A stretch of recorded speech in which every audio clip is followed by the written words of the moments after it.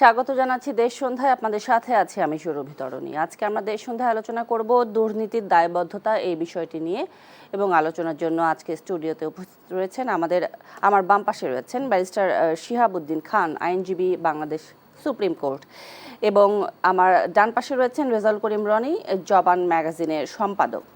আমি আলোচনা শুরু করে দিতে চাই এবং আপনাদের দুজনকে স্বাগত জানাতে চাই। সেই সাথে রেজাউল করিম রনি, আপনার কাছ থেকে প্রথমে একটু শুনে নেই, যেহেতু আপনি একটি ম্যাগাজিনের সম্পাদক এবং আপনি এই বিষয়টি আসলে কিভাবে ব্যাখ্যা করবেন যে আমাদের স্বরাষ্ট্রমন্ত্রী জাতীয় সংসদে বলেছেন, অবশ্য রুমিন ফারহানার বক্তব্যের একটি জবাবে বলেছেন যে দুর্নীতি আসলে সব জায়গায় হয়, ঘুরে ফিরে সব দোষ হয় রাজনীতিবিদদের।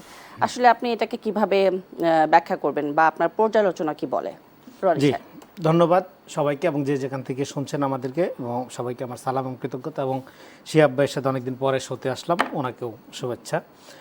দেখেন, এই কথাটা নানা দিক থেকে ব্যাখ্যা করা যায়। আমি দুইটা তিনটা দিক থেকে আলোচনা করি। এই কথাটা যেই প্রেক্ষিতে বলা হচ্ছে, যেখানে একটা এনজিও প্রজাতন্ত্রী বাংলাদেশ সরকার আমরা দেখছি বিগত 18 মাসে, প্রথম হলো 18 বছরের এই যে একটা ফ্যাসিবাদী সরকার, এটাও একটা বিগত আমলের 111-এর এনজিও প্রজাতন্ত্রীর দান, তার উপর 18 মাসের অত্যাচার, এবং টোটালটা দান হইল তথাকথিত অরাজনৈতিক এনজিও প্রজাতন্ত্রী সরকার। এখানে রাজনৈতিক কাঠামোকে পরিকল্পিতভাবে ধ্বংস করার জন্য, যেটাকে আমরা -2 ফর্মুলা হিসেবে চিহ্নিত করি, এবং সেটা এখনও নানাভাবে অ্যাক্টিভ। সেই বলা হচ্ছিল যে সব কিছুই মনে হয় যে রাজনীতিবিদরাই খারাপ আর সব ভালো। এই সংস্কৃতি তো বাংলাদেশে আজকে নতুন না, এটা দীর্ঘদিন যাবৎ এই বয়ান, এই ন্যারেটিভ, এই পার্সপেক্টিভ, এই পারসেপশন তৈরি করার একটা সংঘবদ্ধ প্রচেষ্টা মিডিয়া, বুদ্ধিজীবিতা এবং দেশি বিদেশি আপনার ষড়যন্ত্রকারী এজেন্টদের মাধ্যমে এটা করা হয়। সেই প্রেক্ষিতে দাঁড়াইয়া স্বরাষ্ট্রমন্ত্রী সালাউদ্দিন সাহেব বলছে যে এখানে দুর্নীতি তো প্রত্যেকটা রন্ধ্রে রন্ধ্রে। আপনি একটা অপরিচিত এলাকায় যান, একটা রিক্সাওয়ালা হুদায় 5টা চক্কর দিয়া 20 টাকার ভাড়া আপনার কাছে 150 টাকা দাবি করবে। তো আমি বলতেছি না যে সব রিক্সাওয়ালাই খারাপ এটা, বা আপনি একটা অফিসে যান, একটা পিয়ন, তার মিনিমাম যে ক্ষমতা একদম সামান্যতম, সেটার জন্য আপনার নাকানি চোবানি খাওয়ায় ছেড়ে দিবে।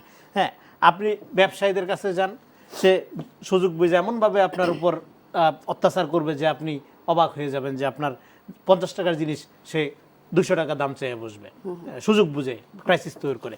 ফলে প্রত্যেকটা সেক্টরের এই যে দুর্নীতির অবস্থা, এটা তো সত্য, দুর্নীতি প্রত্যেক সেক্টরেই আছে।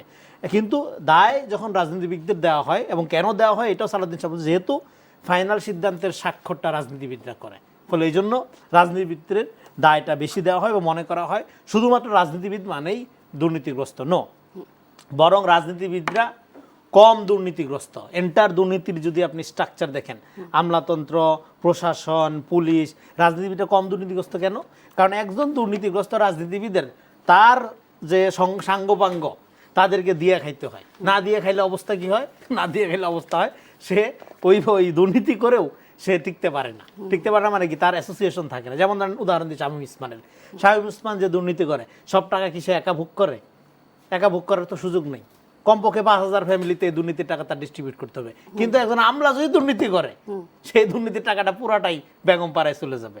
তো ফলে কম্পারেটিভলি কম দুর্নীতিবাস্ত আমার মনে হচ্ছে যে শামীম ওসমানকে। কারণ তার সাথে আরও যে সাঙ্গপাঙ্গ, তার সাথে আরও যে গোড়াগাড়া দুর্নীতিবাজ, আরও গোড়াগাড়া যে মাফিয়া সন্ত্রাসী, আপনার ক্যাডার বাহিনী, এবং তার যে মাসেল পাওয়ার, এটাকে পরিপুষ্ট করার জন্য এই দুর্নীতির টাকাটা বা দুর্নীতির অ্যাসেটটা একজন রাজনীতিবিদকে এটা ডিস্ট্রিবিউট করতে হয়। কিন্তু স্থানীয় সরকার প্রতিমন্ত্রী মীর শাহে আলমের যে স্বজনপ্রীতি, যে এটা শেষ করেন আপনি। তো তার মানে দুর্নীতির ব্যাপারটা একটা কাঠামোগত সাংস্কৃতিক ব্যাপার, এবং এটা প্রত্যেকটা স্তরে আছে, এবং সেই স্তরের প্রধান দায় অবশ্যই রাজনীতিবিদদের।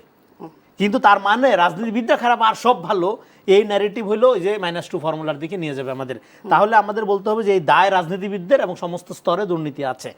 তো সেক্ষেত্রে তাহলে বলতে হবে, কিন্তু সিঙ্গেল আউট করা যাবে না শুধুমাত্র রাজনীতিবিদরা খারাপ আর সব ভালো, ওইটা না। দায় রাজনীতিবিদদের, যেটা বারবার বলছি, সমস্ত স্তরে দুর্নীতি আছে, এবং দুর্নীতিটা কাঠামোগতভাবে দূর করতে হবে। কীভাবে দূর করতে হবে, তার পদ্ধতি কি? এই জন্য PM ভাই কি বলে, দুর্নীতি হলো যে রিডান্ডেন্ট পদ্ধতি। আপনি আপনার ধান্দার দোকান বন্ধ করবেন, এটা আমরা বুঝে গেছি। এই প্রশাসন এরকমই থাকবে। পুলিশে ভালো হওয়ার জন্য অনেক চেষ্টা করা হচ্ছে বিগত আমল থেকে, কিন্তু আশানুরূপ অগ্রগতি হচ্ছে না। রিডান্ডেন্ট পদ্ধতি মানে কি? আপনি আপনার দুর্নীতি ধান্দার দোকান খোলা রাখবেন, কাস্টমার যাওয়া বন্ধ করে দিব আমরা। কিভাবে আমি আসতেছি একটা কিভাবে একটা, এই যে দেখেন আপনার একটা উদাহরণ দিই, যে এআই ক্যামেরা বসানোর মধ্যে দিয়ে কিন্তু অটো মামলা হয়ে যাচ্ছে, রাত নাই দিন নাই মামলা হচ্ছে। হ্যাঁ, 3,500 মামলা এক সপ্তাহ হয়েছে। এখন দেখেন আপনি ট্রাফিকের অবস্থা আগের চেয়ে বেটার, এখনো আশানুরূপ হয় না কিন্তু আগের চেয়ে বেটার। তো ফলে এটা কাঠামোগতভাবে এমনভাবে করতে হবে যে ক্ষমতার সাথে জনগণের সম্পর্ক স্থাপন করতে হবে, যাতে করে এই দুর্নীতির সিন্ডিকেটটা ডেভেলপ করতে না পারে। এটা করতে হবে যে দেশ পুনর্গঠনে তারেক রহমানের যে আয়োজন, তারেক রহমানের যে উদ্যোগ, হ্যাঁ, করবো কাজ গর্ব দেশ, সবার আগে বাংলাদেশ, এই কাঠামোর মধ্যে এসে করতে হবে। এবং যখন ক্ষমতার সাথে জনগণের সম্পর্ক স্থাপন হবে, তখন এই যে দুর্নীতিবাজ রাজনৈতিক নেতাকর্মী, দুর্নীতিবাজ প্রশাসনিক কর্মকর্তা, এরা স্কোপ পাবে না। সে বিএনপির যত বড় নেতাই হোক, সেও স্কোপ পাবে না। এখন আপনি আসতেন শাহ আলমের কাছে। শাহ আলমের এই বক্তব্যের বিএনপির সমর্থকরা কি বলছে, এটা গুরুত্বপূর্ণ। প্রথম কথা হলো, বিএনপির যে কোনো কিছু হইলে আগে তো একটা ন্যারেটিভ তৈরি করা হয়। হ্যাঁ, সোশ্যাল মিডিয়াতে 10,000 ফটো কার্ড, ভুয়া ফটো কার্ড ছাড়া হয়। ফলে কোনটা রিয়েল অপরাধ আর কোনটা আসলে প্রোপাগান্ডা, এইটা আলাদা করাই তফাৎ হয়ে যায়। যে কারণে আপনি যখন ধরেন এই অভিযোগটা যখন আসলো, এখন শাহ আলম উনি কিন্তু সংসদে দাঁড়িয়ে এর ব্যাখ্যা দিয়েছেন। সীমান্ত দিগন্ত নামে বাংলাদেশে বহু প্রতিষ্ঠান, বহু কিছুর নাম আছে, কথা সত্য। তার 2 ছেলের নামও কাকতালীয়ভাবে সীমান্ত দিগন্ত, এটাও সত্য। তো মিলাগেলের ব্যাখ্যা উনি সুন্দর দিয়েছেন। এই ব্যাখ্যা কারো কারো কাছে কনভিন্সিং, কারো কারো কাছে কনভিন্সিং না। কিন্তু সমস্ত ব্যাখ্যা বিশ্লেষণের পরও বিএনপি সমর্থকরা কিন্তু এটা অ্যাপ্রিসিয়েট করে নাই। এটা তো দরকার নাই, কারণ প্রধানমন্ত্রী নিজে যেখানে খালেদা জিয়ার নামে নামকরণ করার কথা বলা হইলো, আপনার নারায়ণগঞ্জের রূপপুরের একটা প্রতিষ্ঠানের, প্রধানমন্ত্রী কিন্তু সেই ফাইল ফেরত দিলেন। দরকার নেই তো। বিএনপি এই ট্রাইবাল রাজনীতি করে না। এই নামকরণ করে আপনার নিজের নাম স্বর্ণাক্ষরে উজ্জ্বল রাখতে হবে, ব্রিজের গোড়ায় নাম লেখায় রাখতে হবে, এই রাজনীতি বিএনপির রাজনীতি না। বিএনপির রাজনীতি হইলো, এটাকে বলে ব্যবহারিক বিপ্লববাদ, কর্মসূচি ভিত্তিক রাজনীতি। যে খালকাটা, হ্যাঁ, জিয়া রহমানের যে রাজনীতি কিন্তু বিপ্লবী রাজনীতি, এটা আমরা একটা ভুল করি। কারণ ওইসব বিপ্লবী উন্মাদনা জাসদ টাসদ চলতেছিল, এবং বিপ্লবটা জিয়া রহমানের বিপ্লব এবং অন্যদের বিপ্লবের সাথে পার্থক্য কোথায়? অন্যরা লাল নীল বই বইরা, হ্যাঁ, মাথা নষ্ট করবে, আর জিয়া রহমানের কর্মসূচির মধ্যে যে বিপ্লব বাস্তবায়ন করবে। সরকার স্বজনপ্রীতি থেকে বেরিয়ে আসার চেষ্টা করছে, বের হয়ে আসার চেষ্টা করা ছাড়া আর বিকল্প কোনো পথ নাই তো। কারণ এই সরকারকে সফল হওয়া ছাড়া দ্বিতীয় আর কোনো পথ নাই। এখন শাহ আলম সাহেব এটা ব্যাখ্যা দিয়েছেন এবং মিডিয়া এটা নিয়ে কথা বলছে, আমরা সোচ্চার হচ্ছে। সবচেয়ে বড় কথা, বিএনপির সমর্থকরা এই জিনিসটা পছন্দ করছেন না, বলে এটা থেকে সরে আসতে হবে। আমি আসবো রিজাল করিম রনি সাহেব আপনার কাছে আবারও। এ পর্যায়ে ব্যারিস্টার শিহাবুদ্দিন, আপনার কাছ থেকে একটু শুনতে চাই, এই যে আমরা আসলে দুর্নীতির দায়বদ্ধতা যে শিরোনামটি দিলাম আজকে, যে সন্ত্রাস, দুর্নীতি, অর্থ পাচার, এসব তো আসলে এসব রোধে আসলে তো সরকারেরই পদক্ষেপ নেওয়ার কথা, এবং তাই তো উচিত। কিন্তু আসলে এই দিক থেকে সরকার, যেহেতু নতুন সরকার, কতটুকু আসলে এগিয়ে গেল এই কয়েক মাসে, আপনি কি বিশ্লেষণ করবেন? সেই সাথে স্বরাষ্ট্রমন্ত্রী সাহেবের যে এই বক্তব্য দুর্নীতি নিয়ে, যে সব জায়গায় হয়, ঘুরে ফিরে দোষ রাজনীতিবিদদের হয়, কিন্তু ফাইল, যতগুলো ফাইল আসলে স্বাক্ষর হয়, লাস্টে রাজনীতিবিদকেই স্বাক্ষর করতে হয়, এইটার আপনি আসলে কি ব্যাখ্যা করবেন? ধন্যবাদ। দেশ টিভির সম্মানিত দর্শকদের ধন্যবাদ জানাচ্ছি, সহ আলোচককে ধন্যবাদ জানাচ্ছি। দেখেন, আমি আজকের এই আলোচনাটা শুরু হওয়ার সময় মানে রাজনীতিবিদদের উপর দুর্নীতির যে দায়, সেটাতে আমার মনে হচ্ছিল যে ওই যে আমরা শেক্সপিয়ারের ভাষায় to be or not to be, that is the question. এই কথা তো অস্বীকার করার কোনো উপায় নাই যে রাষ্ট্রযন্ত্রের ড্রাইভিং সিটে থাকার কারণে রাজনৈতিক দলের বা রাজনৈতিক দলের সিদ্ধান্ত গ্রহণকারী নেতৃবৃন্দের কিংবা যারা দায়িত্বশীল জায়গায় থাকেন, যে কোনো ধরনের, শুধুমাত্র দুর্নীতি না, যে কোনো ধরনের নেগেটিভ কিছুর দায়বদ্ধতার জায়গা তো আসলে রাজনৈতিক দলের ওপরে এমনি সহসাই বর্তায়। এখন যে মূল বিষয়টা হচ্ছে যে এই দুর্নীতিটা কি রাজনীতিবিদরাই উৎপাদন করছেন? এটাই, তারাই কি সমাজে ছড়িয়ে দিচ্ছেন? আমরা যে দুর্নীতির বীজ বাষ্পের কথা বলি, সাধারণ মানুষের ভোগান্তির কথা বলি, এটা কি শুধুমাত্র রাজনীতিবিদদেরই উৎপাদনকৃত পণ্য? এই জায়গাটা একটু রিয়েলিস্টিক্যালি বুঝতে হবে। রনি ভাই একটু আগে যেটা বলছেন যে আমাদের দেশে মোটা দাগে দুর্নীতিটা কালচারালি ইস্টাবলিশড হয়েছে, এর অনেকগুলো কারণ আছে। আসলে এই সীমিত পরিসরে এই তাত্ত্বিক আলোচনার সুযোগ নেই। কিন্তু আপনি আপনার বক্তব্যে বলছিলেন যে স্বরাষ্ট্রমন্ত্রী যেটা বলেছেন যে রাজনীতিবিদেরা হয়তো বা এটার এন্ডিং অর্থাৎ সেরিমনিয়াল কাজটা করার ফলে তাদের উপর এটার যে সিস্টেমেটিক বা প্রাতিষ্ঠানিক দায়টা সম্ভবত বেশি দেখা দেয়। কিন্তু যে কোনো, আপনি ধরেন সাপোজ একটা প্রকল্প, সরকারের একটি অর্থনৈতিক প্রকল্প ধরেন, আমরা একটু আগে খালকাটা কর্মসূচির কথা বলা হচ্ছিল, দেখেন এটার মোটিভটা কি? এর মোটিভটা কিন্তু একটা রাজনৈতিক দলের একটা সুন্দর চিন্তা, এটার সাথে পরিবেশ রক্ষা, সামাজিক স্থিতিশীলতা, এর মধ্যে কর্মযোগ্যতা তৈরি করা, নাব্যতা তৈরি করা, এভরিথিং আর পজিটিভ। দেখেন, এটার শুরুটা আমি বলবো যে উদ্যোগটা কিন্তু রাজনীতিবিদের। এখন এই জায়গাটা কিন্তু দুর্নীতির দায়ে বা দুর্নীতির বিভিন্ন অভিযোগে অভিযুক্ত হতে পারে, অর্থাৎ এই কর্মসূচিটা, আমি বলছি না মোটা দাগে, বিভিন্নভাবে। কিন্তু এটার শুরুটা কি আসলে দুর্নীতির লক্ষ্যে করা হয়েছে? আমি মনে করি না। অন্তত এই যে যেটার আমি বললাম, যেই কর্মসূচির কথা বললাম, মোটা দাগে না। এখন আপনি এই কর্মসূচিটা বিভাগওয়ারি, জেলাওয়ারি, উপজেলাওয়ারি আপনাকে সেটাকে ডিস্ট্রিবিউট করতে হয়। আপনি দেখেন এর মধ্যে কতগুলো স্টেক হোল্ড কাজ করে। আপনি সরকারি অফিসগুলোর জেলা পর্যায়ে আপনি জেলা প্রশাসকের কার্যালয়, উপজেলাতে আপনার ইউনোর কার্যালয়, এছাড়া তো আপনি প্রকল্প বাস্তবায়ন কর্মকর্তা থেকে শুরু করে বিভিন্ন পর্যায়ে কিন্তু এর সাথে লিঙ্ক। এর সাথে আছে আপনি স্থানীয় যেটা সরকার আমরা বলি, হয়তো বা নির্বাচিত কিংবা অনির্বাচিত যারাই যেখানে থাকেন। এর সাথে আপনি জড়িত থাকে পাবলিক সেক্টরের, আপনি ঠিকাদার থাকতে পারেন, এর সাথে আপনি ঠিকাদারের যে সাবলেটিং এরা থাকতে পারেন। তাহলে এটা একটা বিশাল যজ্ঞ। কিন্তু আপনি যদি বেনিফিশিয়ারি কেউ হতে চান, তাহলে এখানে একটা নিঃসন্দেহে সিন্ডিকেট কাজ করে, যেটা আসলে একদম দিস ইজ ওপেন সিক্রেট, যে আমাদের এখানে দুর্নীতি হয় সিন্ডিকেটের ওয়েতে। এখন আপনি কি একজন এই যে রাজনৈতিক সরকারের যে শুভ চিন্তা বা শুভ বুদ্ধির কারণে যেই কর্মসূচিটার শুরু হলো, এখন এইটার কি আপনি মাঝপথে এই চিন্তাগুলো করে কি এই উদ্যোগ থামিয়ে দেবেন? রাজনীতিবিদরা কি তা পারবেন না। রাজনীতিবিদদের যেটা করতে পারেন, কিংবা সরকারের যেটা কন্ট্রোলিং অথরিটি বা মনিটরিং অথরিটি থেকে যেটা করতে পারেন, তারা এই সিন্ডিকেটেড ওয়েতে যাতে অপচয় না বাড়ে, যাতে এখানে কেউ অতিরিক্ত বিলিং করে না নিয়ে যান, কাজ না করে টাকা যাতে না তুলতে পারেন, কিংবা এখানে কোনো সিন্ডিকেটেড ফোর্জ ভাউচার যাতে না হয়, এটা হলো মনিটরিংয়ের মাধ্যমে হতে পারে। এখন আপনাকে তো এই কর্মসূচিটা সম্পূর্ণ দেখাতে হবে। এখন এর জন্য আপনার ডেলিগেটেড পার্সোনালিটিজ আছে। আপনি জেলা পর্যায়ে দেখবেন জেলা প্রশাসকের দায় দায়িত্ব আছে, ইউনোর দায় দায়িত্ব আছে। সেই ক্ষেত্রে কিন্তু আপনি একটা দেখবেন যে রাষ্ট্রযন্ত্র যাদেরকে দিয়ে পরিচালিত হয়, এই যে স্টেক হোল্ডগুলো, আমি মনে করি যে দুর্নীতির সাথে বর্তমান সময়ে এটা কালচারালি এটা এখন মিলেমিশে একাকার হয়ে গেছে। আপনি অনেক ক্ষেত্রে, আমি ব্যক্তিগতভাবেও বিভিন্ন জায়গায়, আমরা যেহেতু বাংলাদেশেরই মানুষ সবাই, আপনি দেখবেন বিশাল দুর্নীতি হয়েছে, ওটার সাথে স্থানীয় যিনি জনপ্রতিনিধি উনি হয়তো বা কোনোভাবেই লাভবান হন নাই, হয়তোবা তার কোনো সাঙ্গপাঙ্গ কেউ লাভবান হয়ে থাকলেও থাকতে পারেন। অর্থাৎ সিদ্ধান্ত গ্রহণী জায়গা থেকে কিংবা যিনি সর্বোচ্চ পর্যায়ে আছেন তার হয়তোবা দায় দায়িত্ব সরাসরি ছিল না, কিন্তু তার দলের কোনো লোকের কারণে, লোভের কারণে, কিংবা সে অর্থনৈতিকভাবে লাভবান হওয়ার কারণে রাজনৈতিক দলকে তিনি কিন্তু ইয়ে করে ফেলছেন, যেটাকে দূষিত করে ফেলছেন বা সমালোচনার জায়গায় নিয়ে ফেলছেন। এখন মোটা দাগে আমাদের থার্ড ওয়ার্ল্ড কান্ট্রিতে যেটা আমরা রাজনৈতিক পালাবদলের মধ্যে যেটা দেখেছি, আপনি দেখবেন দুর্নীতিতে চ্যাম্পিয়ন হওয়ার কথা বলেন, কিংবা বিভিন্ন সেক্টরে দুর্নীতি, পাচার, এগুলোতে মোটা দাগে একটা রাজনীতিবিদদের কিংবা করাপ্ট রাজনীতিবিদদের উপরে আঙ্গুল তোলা আছে এবং এর বাস্তবিক ভিত্তিও আছে। আসলে আমরা তো যেটা মোটা দাগে দেখি, যেটা বেশি আলোচিত হয়, যেটা ভিজিবল হয়, দায় দায়িত্বটা অনেক ক্ষেত্রে আমরা কিন্তু প্রপোর্শনালিটি তখন না দিয়ে আমরা এই জায়গায় যদি বলি যে রাজনীতিবিদদের উপরে আমরা দিয়ে ফেলি। এর কারণ আপনি দেখবেন এই যে 5ই আগস্টের পরে যাদের দুর্নীতি নিয়ে আলাপ হয়েছে, যাদের অপকর্ম নিয়ে আলাপ হয়েছে, এটা মোটা দাগে দেখবেন আপনি বিগত ফ্যাসিস্ট রিজিমের যারা ভর্তাকর্তা নেতারা ছিলেন অথবা সহায়তাকারীও ছিল, তাদের সহায়তাকারী ছিলেন।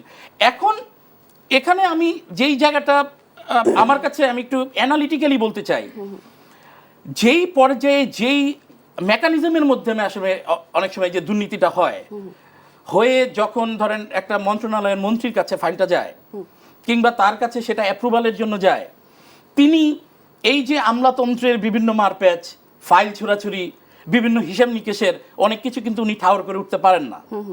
আবার এটাও সত্য, আমরা তো কেউ ফেরেশতা না, তো উনারাও হয়তো বা যেভাবে ভাবছেন যে এটার লাভবান হওয়ার বা ব্যক্তিগতভাবে লাভবান হওয়ার মাত্রা নিয়ে হয়তোবা এর থেকে ম্যাসিভ ওয়েতে অনেক কিছু ঘটে গেছে ওনার নলেজে নাই। উনি হয়তোবা যেই মাত্রাটা চিন্তা করছেন সেটা যখন সেটা ফ্লরিস্ট হয়, পেপার পত্রিকায় আসে, কিংবা ওটার তথ্যপত্র চলে আসে, তখন হয়তোবা উনিও সারপ্রাইজ হন বাই দিস টাইম আর কিছু করার থাকে না।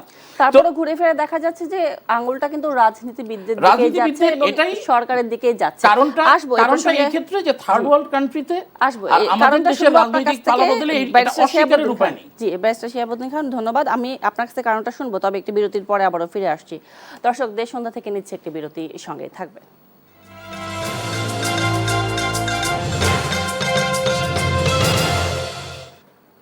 আবারও আমন্ত্রণ জানাচ্ছি দেশ সন্ধ্যায়। আজকে আমরা দেশ সন্ধ্যায় কথা বলছি দুর্নীতির দায়বদ্ধতা এই বিষয়টি নিয়ে। এই পর্যায়ে রেজাল্ট করিম রনি, আপনার কাছে জানতে চাই যে বেশ কয়েকটি পয়েন্ট উঠে এলো আপনাদের বক্তব্যের মাধ্যমে, যেরকম দায়িত্বশীলতার জায়গা থাকলে, কেউ অবস্থান করলে এমনিতেই চলে যায়, চোখ তাদের দিকে চলে যায়, কিন্তু শুধুমাত্র রাজনীতিবিদদের দিকেই যে আঙুল চলে যাচ্ছে, এটি আসলে ঘোরানোর উপায় কি? ঘোরানোর উপায় রাজনীতি। দেখেন, রাজনৈতিক সমস্যার সমাধান যদি আপনি রাজনীতিকে বাইপাস করে করতে যান, সেটা ডেঞ্জারাস, বিপজ্জনক। 111 তার প্রমাণ, 18 মাসের অস্থিরতা তার প্রমাণ। এক নাম্বার কাজ হলো পলিটিক্যাল কালচার চেঞ্জ করা। আমি যেটা বারবার বলি, দেখেন বাংলাদেশে বিগত আমলে অনিয়ম, দুর্নীতি এগুলোকে একটা নিয়মে পরিণত করা হয়েছিল। দুর্নীতি করাটা তার অধিকার ছিল, এটা কালচারে পরিণত হয়েছে। এই জায়গা থেকে আপনি ওভারনাইট দেশকে বের করে আনতে পারবেন না। সেটা শুধুমাত্র পলিটিশিয়ানরা করছে তা না, পলিটিশিয়ান, আমলাতন্ত্র, পুলিশ, জুডিশিয়ারি, হ্যাঁ, মসজিদের ইমাম থেকে শুরু করে আপনার ইসলামী ফাউন্ডেশন দেখলে মনে হবে জান্নাতের দরজা থেকে ভাঙ্গা পাল্লাই আসছে। এত বড় বড় দাড়ি, কপালে নামাজ পড়তে দাগ পড়ে গেছে। টাকা চুরি করছে কত? মাত্র 1000 কোটি টাকা। ইসলামী ফাউন্ডেশনের, আওয়ামী লীগের আমলের এই লোক। হ্যাঁ, আবার কিছু ফেরত দিছিল, তার হয়তো অনুশোচনাতে। চিন্তা করেন, এইটা মানে একটা কাঠামোগতভাবে এখানে কালচারালি দুর্নীতি করা। যেমন সরকারি চাকরি, বিসিএস এর ইউনিভার্সিটিগুলো বিসিএস কোচিং সেন্টারে পরিণত হয়েছিল। ইউনিভার্সিটি যাইতাম, দেখতাম যে ব্যাগের লম্বা সারি, মানুষ নেই। রাতের বেলা 12টা বাজে ব্যাগ দিয়ে লাইন ধরে থেকে গেছে। বিসিএস হবে, লক্ষ্য কি? হ্যাঁ, সুন্দরী মেয়ে বিয়ে করবে, চিকন চালের ভাত খাবে, মরে যাবে, সেটা না, শুধু দুর্নীতির সুযোগ পাবে এবং ভালো করে বিয়ে করতে পারবে বিসিএস হইলে। এটা কালচার ছিল, এটা উম্মাদারা ছিল। একটা দেশ রসাতলে যাচ্ছে বুঝবেন কখন? সবাই যখন সরকারি চাকরি করতে চায়। সরকারি চাকরি সে কে করবে? যে গরিব হালে চলবে, জনগণের সেবা করবে, এটা মাইনে নিবে, সে সরকারি চাকরি করবে। যার ফুটানি দরকার আছে, টাকা পয়সা করে ইনকাম করার দরকার আছে, যে বড় লোক হইতে চায়, সে প্রাইভেট সেক্টরে যাবে। সারা পৃথিবীতে এই জিনিস হয়। আমার দেশে উল্টা, ব্যবসা করবে, সে প্রাইভেট সেক্টরে যাবে, কারণ তার টাকা দরকার। সরকারি চাকরি, আমি সরকারি চাকরি জীবনেও করবো না, কারণ আমি এত গরিব না হলে চলবো না, দুর্নীতি করবো না যেহেতু। হ্যাঁ, আমার যদি আপনি 10 কোটি টাকাও দেন অ্যাডভান্স, আমি সরকারি চাকরি করবো না, কারণ আমি প্রাইভেট সেক্টরে অনেক ভালো কাজ করি, আমি ভালো ইনকাম করতে পারি, কেন আমি সরকারি চাকরি করতে যাব? তো ফলে একটা দেশ রসাতলে যাচ্ছে, এটা বুঝবেন হলো যখন সবাই সরকারি চাকরিকে সোনার হরিণ মনে করে। কেন মনে করে? ওই বেতনের জন্য, ওই 40,000 টাকা বেতনের জন্য, নো, উপরির জন্য, মানে ঘুষ দুর্নীতির জন্য। ফলে ঘুষ দুর্নীতির প্রতি এই যে এটা আরেকটা হলো, সমাজে প্রধান চালিকা শক্তি কি ছিল? লোভ এবং ক্ষোভ। একদল লোক এক জায়গায় যাবে, তারা হইলো লুটপাট করবে, হ্যাঁ, আর বিপুল লোক বঞ্চিত থাকবে, তারা বিক্ষুব্ধ হবে। এই তো আমাদের সমাজের মোটা দাগে প্যাটার্ন। সেই প্যাটার্ন থেকে বের করে আরেকটা হলো, আমরা সবাই সততার কথা বলি, দুর্নীতি মুক্ত, জিরো টলারেন্স, হ্যাঁ, এগুলো বলছেন। তারেক রহমান কিন্তু জিরো টলারেন্স কথাটা বলেন, বলছে আমরা এটা কমাই আনবো, মানে এটা সম্ভব না দূর করা, এটা কালচারাইজেশনের মধ্যে হয়েছে, এটা কমাই আনার প্রক্রিয়ার মধ্যে, এটা বাস্তবসম্মত কথা। কেন আমাদের এখানে সমস্যাটা কোথায়? সমস্যাটা হলো আমরা সবাই মনে করি অনেস্টি, সততা, এটা অন্যের কাছ থেকে আমরা আশা করি, নিজে করবো বা নিজের থেকে শুরু করব, এই জিনিসের প্রতি আমাদের কোনো মনোযোগ নেই। আপনি সৎ হবেন, আমার যে সৎ হওয়ার দরকার আছে এই বিষয়ে কোনো হুঁশ নেই। আমরা সততাটা অন্যের কাছ থেকে আশা করি। এটা টোটাল জিনিসটা আমি শেষ করে দিচ্ছি। এটা টোটাল জিনিসটা একটা মানে কমপ্লিট কালচারাইজেশনের ব্যাপার, এবং কালচারালি চেঞ্জ না করলে, এবং এই কালচারাল চেঞ্জের ক্ষেত্রে প্রধানতম চেঞ্জ হতে হবে রাজনৈতিক সংস্কৃতির। এবং রাজনৈতিক সংস্কৃতির চেঞ্জ হওয়ার ক্ষেত্রে এই যে কথাটা আমি বলতাম, সেটা হলো এতদিন পলিটিক্স ছিল কি? পলিটিক্স অ্যাজ ফিলেন্থ্রপি, মানে 50 কোটি টাকা দিয়ে নমিনেশন কিনবো, 500 কোটি টাকা চুরি করবো। আর এখন রাজনীতিটা হইলো ফিলেন্থ্রপি অ্যাজ পলিটিক্স। আমার একটা রুটি আছে, অর্ধেক ভাগ করে দিয়ে দিব, ফিলেন্থ্রপি, সেবাটাই রাজনীতি। রেজাল্ট করিম রনি, আসবো আমি আপনার কাছে। এ পর্যায়ে ব্যারিস্টার শিহাবুদ্দিন, যে রনি ভাই যেটা বললেন যে পলিটিক্যাল কালচার আসলে চেঞ্জ হওয়া তো প্রয়োজন, এটা তো হচ্ছে অনস্বীকার্য, কিন্তু কথা হচ্ছে যে আইন বা প্রশাসনের দিকটাও তো হচ্ছে সরকারের নিশ্চয়ই আমলে নিয়ে কাজ করতে হবে। সেদিক থেকে তো আইনের আবার অনেক ফাঁকফোকরও আছে। তার আমরা অনেক উদাহরণ পেয়েছি, যেরকম বেনজির আহমেদ একজন রয়েছেন, বিবি হারুন ছিলেন। আসলে এই বিগত সরকারের যেই যাদেরকে তৈরি করে রেখে গেছে, আসলে তাদেরও তো একটা দায় সরকারের উপর বর্তাচ্ছে, চলে আসছে, তাই না? সেদিক থেকে আসলে সরকার কিভাবে মুক্তি পেতে পারে, বা সেদিক থেকে আসলে ওয়ে আউটটা কি হতে পারে? দেখুন, আমরা 5ই আগস্ট পরবর্তী সময়ে অন্তর্বর্তীকালীন সরকারের যে বিভিন্ন সংস্কার কর্মসূচি, এগুলো নিয়ে যে আমরা হই হুল্লোড়, তখন কিন্তু একটা আওয়াজ উঠেছিল যে আমাদের মৌলিক সংস্কারটা কিন্তু আপনি ওভারনাইট যে প্রাতিষ্ঠানিক বিভিন্ন সংস্কার করে ফেলতে চান, সংবিধানের বিভিন্ন পরিবর্তন করে দেশে সুশাসন শান্তির সুবাতাস নিয়ে আসবেন, এটা আসলে পসিবল না। এটা কোনো মানে আলোচনাতেই, আপনি রাষ্ট্র পরিচালনার কোনো থিওরিতেই সেটা পড়ে না। আমরা যেটা বলছিলাম, ধরেন সাপোজ পুলিশ বাহিনী, এখন বিগত সরকার তো পুলিশ বাহিনীকে শুধুমাত্র দলীয় তল্পাদাসে যে শুধু পরিণত করেছে শুধু তা না, তারা যে দলীয় আনুগত্য তৈরির মাধ্যমে সেটা করেছে তা না, পুলিশকে তারা মোরালটা ভেঙে দিয়েছে। পুলিশ যে সেবাদানকারী প্রতিষ্ঠান, এই প্রতিষ্ঠানের যেই চিন্তাধারা থাকা উচিত, তাদের যে মোটো থাকা উচিত, সেটা নষ্ট করে দিয়েছে। অর্থাৎ না হলে আপনি রাজনৈতিক বিবেচনায় হোক, যে বিবেচনায় হোক, পুলিশের কোনো লোক অপরাধীকে তিনি ধরবেন, তাকে বিচারের আওতায় বা ওই প্রক্রিয়ার মধ্যে নিয়ে যাবেন, কিন্তু তার থেকে নৃশংসতা বেরোবে, তিনি নাগরিককে অত্যাচার করবেন, সেটা যে বিবেচনাই হোক, এটা তো একটা ভয়ঙ্কর বিষয়। অর্থাৎ এই জন্য আমরা কিন্তু আলোচনা করেছিলাম যে এই যে পুলিশ বাহিনীর মোরাল হাই করা, তাদেরকে পেশাদার বাহিনী হিসেবে গড়ে তোলবার জন্য ট্রেনিং, তাদের দক্ষতা বৃদ্ধি, তাদেরকে এই সেবাদানকারী প্রতিষ্ঠান হিসেবে তাদের অ্যাক্টিভিটিকে স্পেসিফাইড করা, এই বিষয়গুলো জরুরি ছিল। না হলে তো আপনি এই যে বর্তমান ধরেন সরকার, আপনি যেই সিস্টেমে তারা বিগত ফেসিস্ট রিজিম, এবং আমরা তো বিগত যে অন্তর্বর্তীকালীন সরকারে তো আসলে মোটা দাগে এই আমলাতন্ত্র, পুলিশ, জুডিশিয়ারির ওইভাবে কোনো চেঞ্জ আসে নাই, যেমন আমরা যেই চেঞ্জগুলো জনগণ প্রত্যাশা করে। তাহলে বর্তমান সরকার এই ফেসিস্ট রিজিমের রেখে যাওয়া যেই স্ট্রাকচার, এটার মধ্যে দিয়ে আপনি তার কাছে যদি ওভারনাইট আপনি দুর্নীতিমুক্ত, আপনি সুশাসন, আপনি জুডিশিয়ারির সব দিক ঠিকঠাক রেখে ন্যায় বিচার প্রতিষ্ঠা করবে, আপনি আমলাতন্ত্রের সেবা ঘরে ঘরে পৌঁছে যাবে, এটা তো প্রত্যাশা করা একেবারে হাস্যকর। এখন এই জন্য মৌলিক চ্যালেঞ্জটা আমি মনে করি যে হয়ে দাঁড়িয়েছে যে রাষ্ট্র কাঠামোর বিভিন্ন অবকাঠামোগত উন্নয়নের সাথে সাথে, অর্থাৎ নাগরিকের বিভিন্ন সুযোগ সুবিধা বৃদ্ধির সাথে সাথে এখন এসেনশিয়াল কম্পোনেন্ট রয়েছে। নাগরিক তার সুযোগ সুবিধাগুলো তো আসলে তাকে শুধুমাত্র আপনি এটা পাবেন, এটা আপনার অধিকার, এইটুকু বললে ছেড়ে দিলে হবে না। উনি যেই সমস্ত মাধ্যম দিয়ে পাবেন, যা সাপোজ আপনি এই যে ধরেন রামিসা হত্যাকাণ্ড নিয়ে যেটা হয়েছিল, আজকে এটা চাঞ্চল্যকর হিসেবে এটার দ্রুত গতিতে বিচার সম্পন্ন হয়েছে। ব্যারিস্টার সাহেব, আমি একটু ইন্টারাপ্ট করি যে রামেসের ক্ষেত্রে কিন্তু সরকার একটা দৃষ্টান্ত স্থাপন করতে পেরেছে এবং আমরা চাই সরকার আরো দৃষ্টান্ত স্থাপন করুক। যেরকম হচ্ছে বেনজির আহমেদকে তখন পাওয়া গেছে, উনি তো একসময় প্রশাসনকে পুরাটা একেবারে দুর্নীতিতে ভরপুর করে ফেলেছিলেন। তো এখন যেটা হচ্ছে যে তাকে ফিরিয়ে আনার ব্যাপারে, আপনি যেহেতু একজন আইনজীবী, সেখানে সেই দিক থেকে সরকার আসলে কতটুকু স্বাধীনভাবে কাজ করতে পারবে বা এখানে আইনের কি কি জটিলতা রয়েছে তাকে ফিরিয়ে আনার ব্যাপারে? আমি একটু র্যাপ আপ করে বলি তাহলে। মানে জনগণ যে সমস্ত জায়গায় যাবে, ওই প্রতিষ্ঠানগুলোকে জনগণের জন্য ফ্রেন্ডলি বানাতে হবে, মানে সেবাটা যাতে ওইখান থেকে হ্যাসেল ফ্রি হয়, মানুষের মধ্যে যেন থানায় গিয়ে ভীতির সঞ্চার না থাকে, মানুষ যেন আশা নিয়ে যেতে পারে। সময় যেহেতু কম, আপনি এই বেনজিরের প্রসঙ্গ যেটা এনেছেন, নিঃসন্দেহে উনি পুলিশ বাহিনী ধ্বংসের ক্ষেত্রে ওনার বিশাল অবদান ছিল, এবং আপনি বেনজির আহমেদের কথাবার্তায় আচরণে মনে হতো উনি একজন দলীয় প্রতাপশালী পদধারী নেতার ভাষায় কথা বলছেন, এবং উনার বিরুদ্ধে আপনি একাধিক অর্থ পাচার থেকে শুরু করে দুর্নীতি থেকে শুরু করে নানাবিধ অভিযোগ এসছে। এখন যেটা আমরা অবশ্যই সরকারকে সাধুবাদ জানাবো যে সরকারের নিশ্চয়ই ইন্টারপোলের সাথে সংযোগ বা ওই কোঅপারেশনের কারণে তাকে দুবাইতে অ্যারেস্ট করা হয়েছে। এখন জনগণ প্রত্যাশা করে যে তাকে দেশে এনে কিভাবে বিচার করা যায়। আপনার জনগণ এখন দেখতে চায় দৃষ্টান্ত, যেমন রামিসাটার উদাহরণ দিয়েছেন, তাতে জনগণের আশাবাদ তৈরি হবে। এখন আরব আমিরাতে তাকে যে গ্রেফতারের বিষয়টা আমি সম্মানিত দর্শক এবং আপনাদের সবার জ্ঞাতার্থে জানাচ্ছি, দুবাইয়ের সাথে অর্থাৎ ইউনাইটেড আরব আমিরাতের সাথে বাংলাদেশের ওই অর্থে এক্সট্রাডিশন ট্রিটি নাই। বাংলাদেশের সাথে ওইখানে একটা ট্রিটি আছে যেটার সাথে আসলে যাদের দণ্ডপ্রাপ্ত আসামি প্লাস বিভিন্ন ক্রিমিনাল অ্যাক্টিভিটির কিভাবে কমানো যায়, এগুলো একটা কোঅপারেশন ট্রিটি আছে। কিন্তু প্রত্যর্পণ চুক্তি যেটাকে আমরা বলি, যেটার ইয়াতে আপনি এক দেশের আসামিকে আরেক দেশে নিয়ে আসার বিষয়, এটা হলো একটা আইনগত জায়গা যে এটা নেই। এর ফলে যে বেনজিরকে ফেরত আনা যাবে না বিষয়টা তা না। এই যে আছে নেই আসলে আইন শৃঙ্খলা কিংবা হচ্ছে আইন এবং যে আইনে যেই মার প্যাচের কথাই যদি বলি, এগুলো আসলে কমিয়ে কিভাবে সরকারকে সহযোগিতা করা আমি যায় just আসবো, আপনাকে- এই প্রসঙ্গে আসবো, তবে একটি বিরতির পরে ফিরতে চাই আপনাদের দুজনের কাছে। দর্শক, দেশ সন্ধ্যা থেকে নিচ্ছি আরেকটি বিরতি, সাথেই থাকবেন।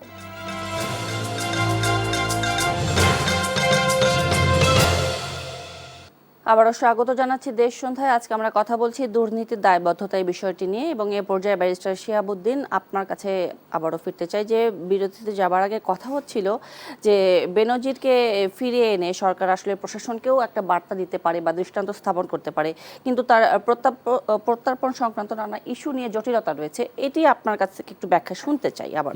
এটার কিছু ধূম্রজল থাকা স্বাভাবিক। আমি বিরতিতে যাওয়ার আগে যেটা বলছিলাম যে যদি সংযুক্ত আরব আমিরাতের সাথে বাংলাদেশ সরকারের প্রত্যর্পণ চুক্তি সরাসরি থাকতো তাহলে একটা বিষয় ছিল। এখন যেহেতু সেটা নাই, তাহলে উপায় কি তাকে ফেরত আনার? হ্যাঁ, ফেরত আনার তাকে উপায় আছে। ইতিমধ্যে এগুলো নিয়ে বেশ কিছু আলোচনা হয়েছে। আমি যদি ছোট করে কনসাইজ করি, বাংলাদেশে একটি প্রত্যর্পণ আইন রয়েছে, এটা 1974 সালের একটি আইন। যদি এটা ব্রিটিশ আইনটা 1903 সালের আইন, ওটাকে পরবর্তীতে, বাট এই আইনটা আমি এই রিসেন্ট সময়ে ইনফ্যাক্ট এই বেনজিরকে অ্যারেস্ট করার পরে আমি একটু ঘেটে দেখেছি যে এর এখন আমূল এটার সংশোধনী দরকার। বাট এখন আমাদের হাতে যে আইনটা যেভাবে আছে, সেই আইনে আপনি যদি কোনো রাষ্ট্রের সাথে, যেই রাষ্ট্রে আপনার দেশে অভিযুক্ত কিংবা দণ্ডপ্রাপ্ত কোনো আসামি, কোনো ব্যক্তি ধৃত হন, অ্যারেস্ট হন, তাহলে তাকে ফেরত আনবার জন্য একটা প্রভিশন রাখা আছে। সেই প্রভিশনটা হচ্ছে যে ওই সংশ্লিষ্ট দেশে বাংলাদেশের পররাষ্ট্র মন্ত্রণালয় এবং সংশ্লিষ্ট অন্যান্য মন্ত্রণালয়, পুলিশ বাহিনীর ওই সমস্ত বিভাগ, তারা সমস্ত কিছু কনসাইজ করে তার অভিযোগের আমলনামা ডকুমেন্টস পাঠিয়ে তাকে ফেরত দেওয়ার জন্য আবেদন করবেন। এখন এরপরে শুরু হবে যেটা ডিপ্লোম্যাটিক চ্যানেলে নেগোসিয়েশন। এখন এই ডিপ্লোম্যাটিক চ্যানেলে যদি সংযুক্ত আরব আমিরাতের সরকারকে বাংলাদেশের সরকার রাজি করাতে পারে, তাহলেই কি শুধুমাত্র বেনজিরকে আনা যাবে? না, তাহলেই শুধুমাত্র আনা যাবে না।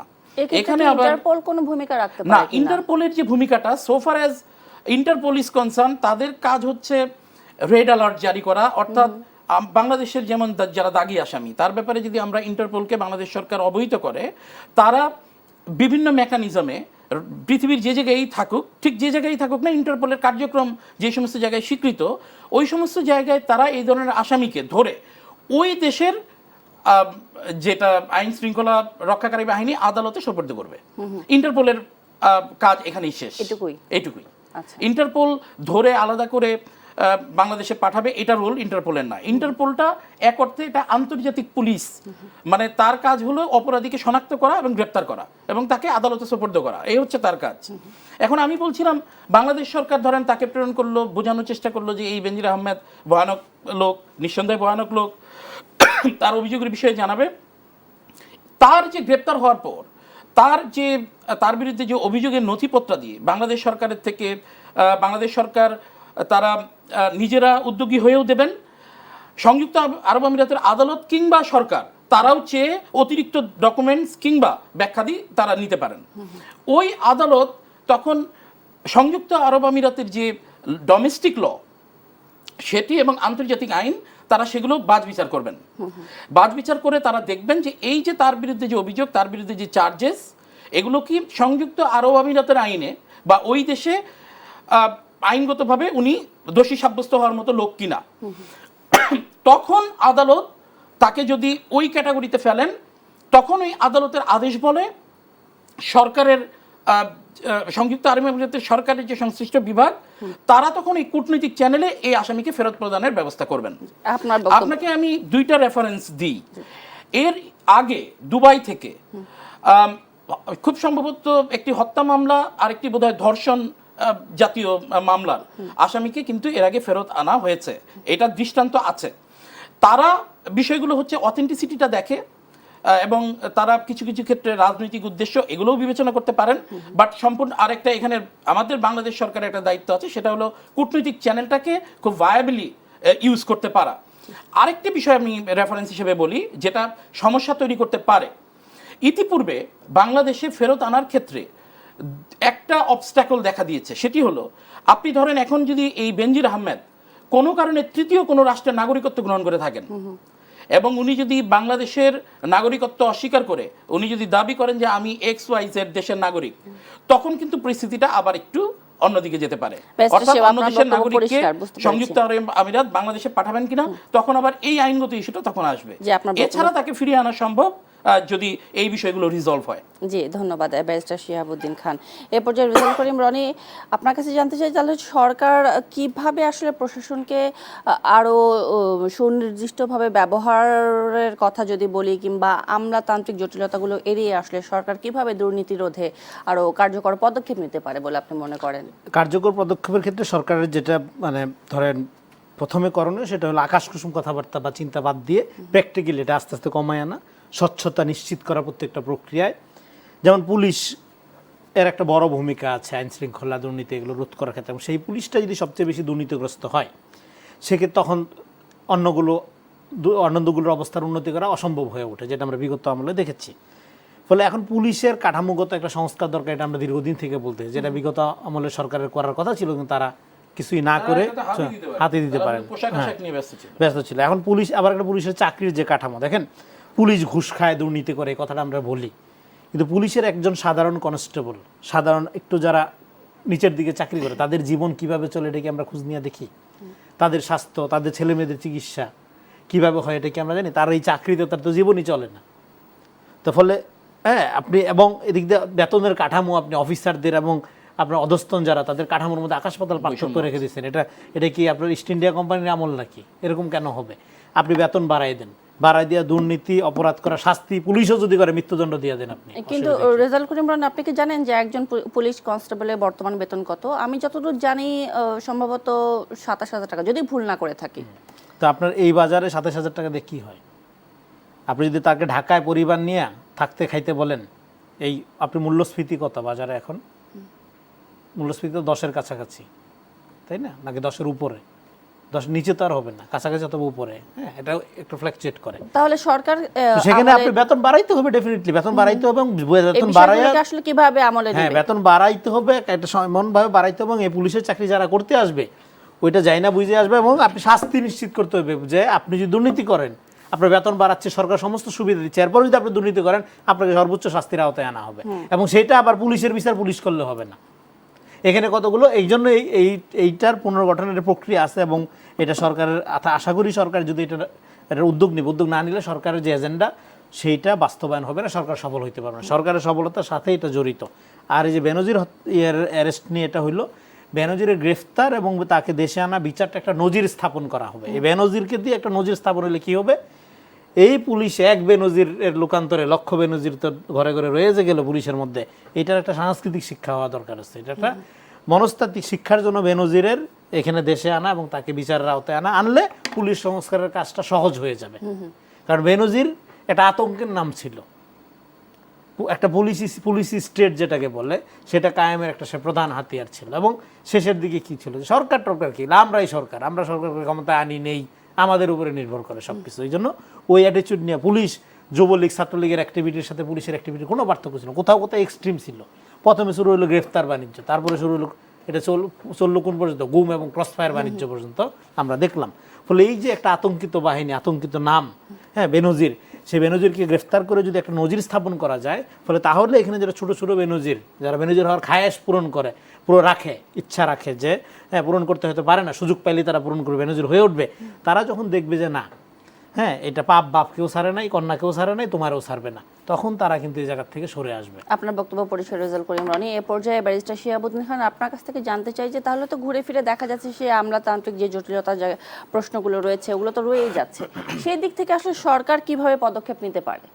না, এখন সরকারকে প্র্যাগম্যাটিক অ্যাপ্রোচে আগাতে হবে। দেখেন, হোয়াট এভার উই হ্যাভ, এটা নিয়ে আমি মনে করি সরকারের তরফ থেকে আমরা জনগণ হতাশাগ্রস্ত হতে পারি কিংবা আশা নিরাশার দোলাচলে থাকতে পারি, কিন্তু আমি মনে করি জনকল্যাণমুখী একটি সরকারের এই জায়গায় হতাশার জায়গা নেই।